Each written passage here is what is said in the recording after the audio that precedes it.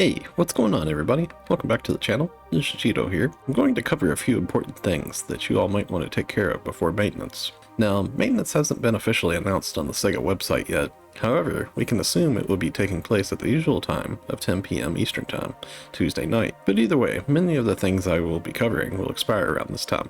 So, let's jump into it. Okay, so with maintenance coming, we're going to be losing a couple of scratches here. One of the big ones I want to point out is the PSO2 10th SP scratch.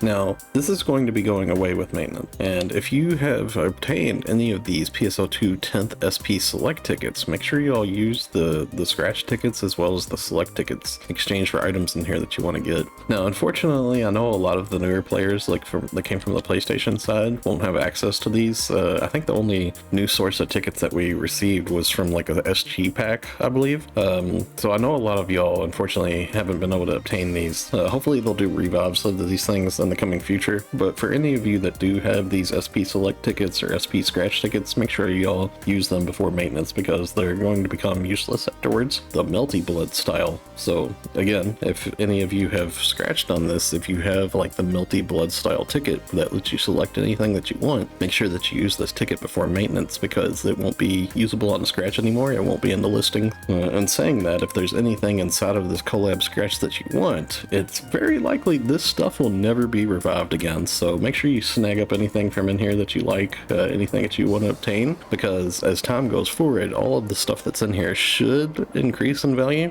Like just over time, it's going to slowly but surely get more and more expensive. So keep that in mind. Usually SEGA doesn't revive collab stuff. Anything SEGA owns, they'll usually revive, but anything like collab that's outsourced, they usually don't do revivals on those things. So definitely be sure to snag up any of the items from this that you might want to get a hold of. Now, when it comes to items from here that can be traded around freely as much as you want, like the camos, for example, these camos will stay in circulation because the camos are not a ticket item, right? So you should always be able to buy the camos no matter what. They'll probably get a little bit more expensive too as time goes on, but anything like ticket wise, like the outfit tickets or like any of the motion tickets and stuff like that, all this stuff's going to just go up in price because they're a consumable item. So like as people purchase and use these tickets, you know, it's just going to be less and less of them in circulation in the player shops, so it's going to just get more rare and rarer over time. Now, I did want to mention that SEGA has pointed out on the main website there's a known issue for enemies do not work as intended under certain circumstances in rank 7 of Ordinal Tower. It says that they have confirmed a bug in rank 7 of Trainee Advanced Ordinal Tower that prevents enemies from working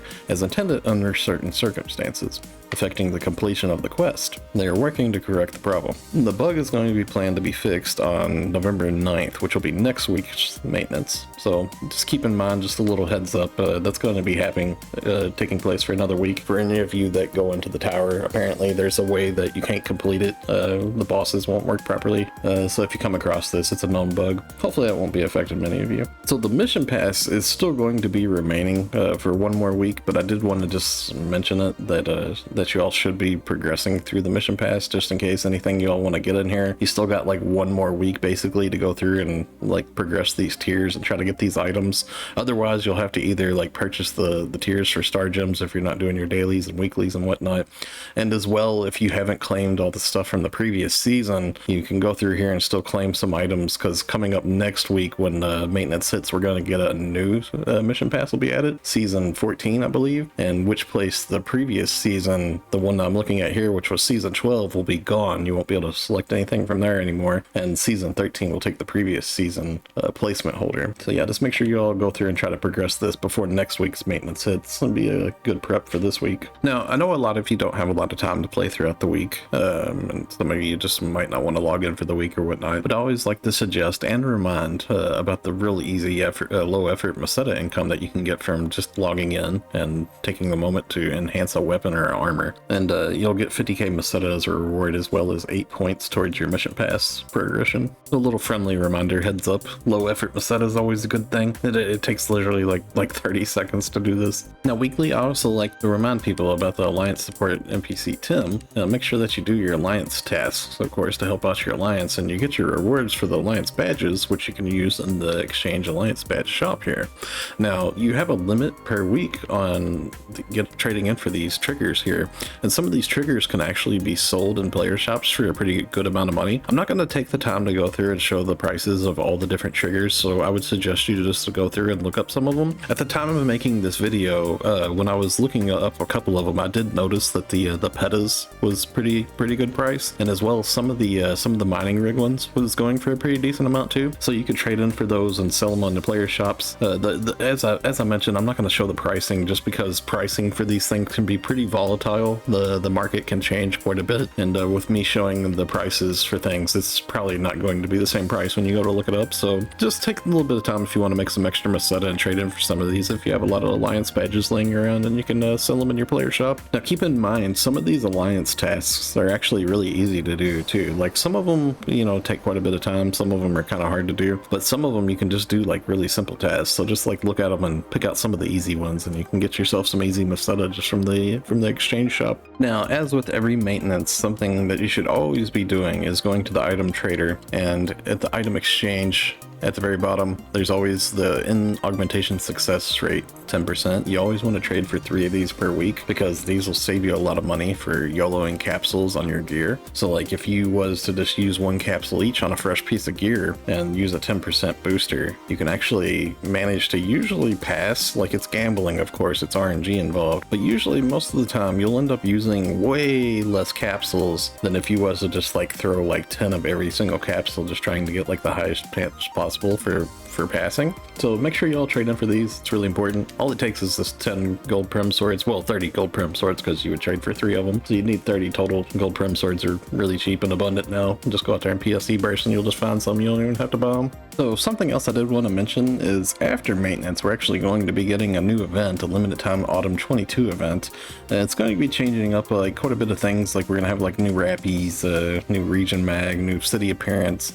That should all be pretty fun. There's going to be a new trade shop happening with Ziemi is her name, I believe is how you say it, and we're going to have like a new material in the map that we're going to be collecting, greenless sites.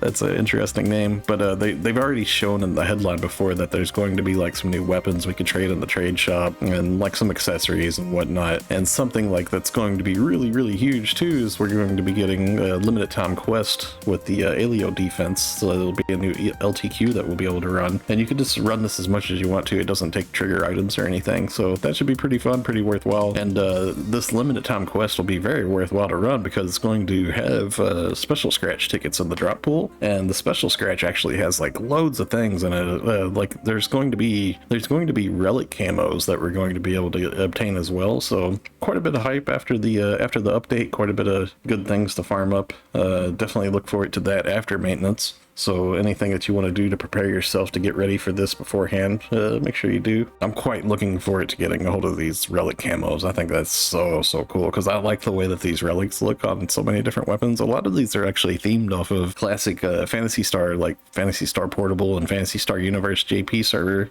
weapons that we had. So definitely looking forward to getting hold of them. Okay, so the last thing I'm going to suggest, I always try to suggest to people, is to every week you want to go back to the base PSO2 game. Now, if you're unaware how to go to base PSO2, you can go to any Ryuker and select block transfer, and at the very top you can see transfer to PSO2 blocks. As well, alternatively, if you're on the ship selection screen, when you go to select your character to log in, there's an option for logging into NGS or base PSO2. Now, once you're inside of base PSO2, if you turn around and go into the elevator and jump down, you can go into the casino right here, which is right behind you. And to the left of the entrance of the casino, there's a prize attendant Chip here, and he has limited time prizes here weekly, and you can trade in for star gems here. Now, in order to get a hold of casino coins, you can actually get these really easy via just doing a couple of daily orders in base PSO2. Now, if you're curious how to get a hold of casino coins, you can easily get casino coins just by doing daily orders. As you can see, I already have some cleared here that are green. So like every day I try to generally check towards the bottom here, and there's usually like some gathering. Usually there's some gathering orders, and I'll just grab those up as I see them. And what I do is I've already got, like, if you look in the middle of the screen here, you can see I have 341 of this item, so I'm just going to turn in one of these. I'm not going to turn in all of them, I'll just turn in one, that way so I can continue to easily turn this mission in as it comes up again. And see, I did this daily order clear, and it's going to pop up that I have completed a daily order, which gives me 5 casino passes, which is 500 casino coins. And you can do this per character that you have. Once you have daily orders unlocked, it's really easy just to go into missions and just gather for stuff and then complete the gathering daily orders here, as well as just like sometimes there'll be like certain like enemy kills and stuff. There's quite a few of them that are actually really easy to progress, but it's a really good way to get a whole like extra star gems per week. I try to always suggest people do this every week. Now, if you don't have access to the base PSO2's daily orders just yet, you'll need to go to the quest counter and you'll need to run the first main quest, which would be the expedition for the forest, risk exploration forest, and just run through to the end. You don't have to actually kill every monster along the way, just go to the very end. So just run to the very end to fight the boss, clear the mission, and when you come out, you should come over to this NPC here, Affin. He'll have like a couple of quests for you to do, and after you do his task, you should have access to daily orders after completing a task from Coffee, I believe here. Officer Coffee here unlocks like a lot of your different like licenses and things, and once you clear that, it should give access to the daily orders. It's been a while since I did these, but just in case if any of y'all are struggling to figure out how to actually get access to the daily orders, once you unlock them for every character, it's really worthwhile to go ahead and try to do just like an easy daily order per day just to get some extra star gems weekly. Pretty nice. Okay, so that's going to wrap it up for today. If you enjoyed the video, a like rating is always appreciated, and if you're new here, be sure to subscribe. Also, come follow me on Twitch, NiNjahCheeto. I stream PSO2 along with other games and enjoy chatting with my viewers there. Thanks for watching, stay safe, and have a wonderful day, friends. See you in the next one.